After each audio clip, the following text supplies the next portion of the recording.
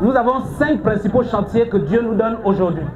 Le premier chantier, c'est de rééduquer les Gabonais pour changer la mentalité dans ce pays.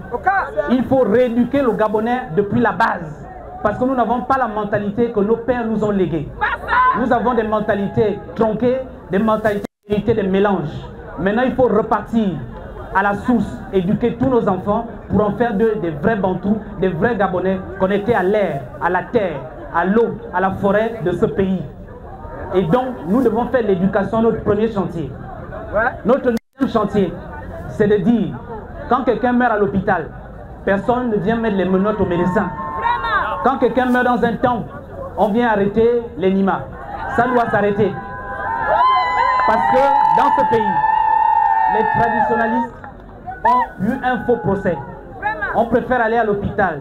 On meurt, on ne dit rien, mais quand c'est dans un temple, maintenant on amène les procès, on fait la sorcellerie. Ça doit s'arrêter.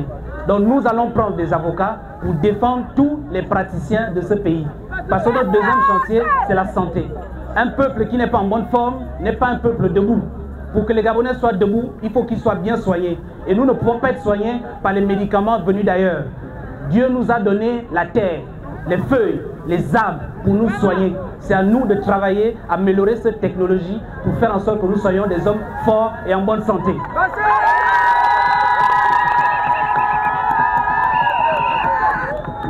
Notre troisième chantier va porter sur la construction de l'identité gabonaise. Nous avons un pays, nous avons une identité à construire.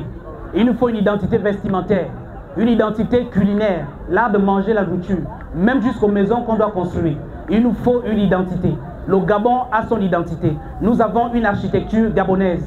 Nous avons une nourriture gabonaise. Nous avons des habits gabonais. Nous avons des langues gabonaises. Nous avons une identité de ce pays. Et donc nous devons travailler à mettre tout ça sur pied. Dieu nous a tout donné. Il a tout donné à nos ancêtres. Nous n'étions pas seulement organisés. Maintenant, nous sommes organisés. Voici notre troisième chantier, bâtir l'identité de ce pays. Parce que c'est ça que nous allons léguer aux autres. Quand vous allez dans les pays des autres, vous regardez les habits, vous savez que ça c'est un Chinois, ça c'est un Malien, ça c'est un Américain par l'accoutrement vestimentaire. Il nous faut notre accoutrement vestimentaire gabonais authentique. Voilà notre troisième chantier.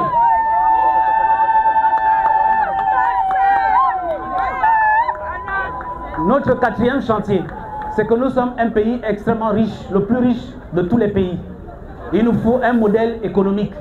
Nous ne sommes pas les esclaves du capitalisme, ou du communisme, ou du socialisme. Nous avons un modèle économique propre à notre pays, en fonction de tout ce que Dieu nous a donné. Nous avons un sol et un sous-sol riche, nous avons une mer riche, nous avons un pays extrêmement riche et béni. C'est à nous de définir comment on doit gérer les richesses de notre pays et partager les richesses de notre pays.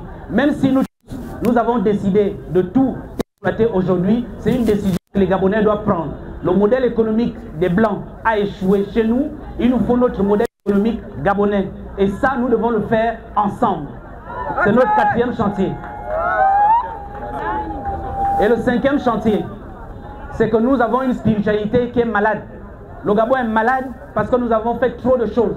Trop d'hôtels sataniques et démoniaques sont dans notre pays. Il y a eu trop de féticheurs, trop de satanistes qui sont venus s'installer, qui ont pollué les rivières, qui ont chassé les génies du Gabon, qui ont chassé les esprits du Gabon, avec la complicité certes des Gabonais, mais ils l'ont fait.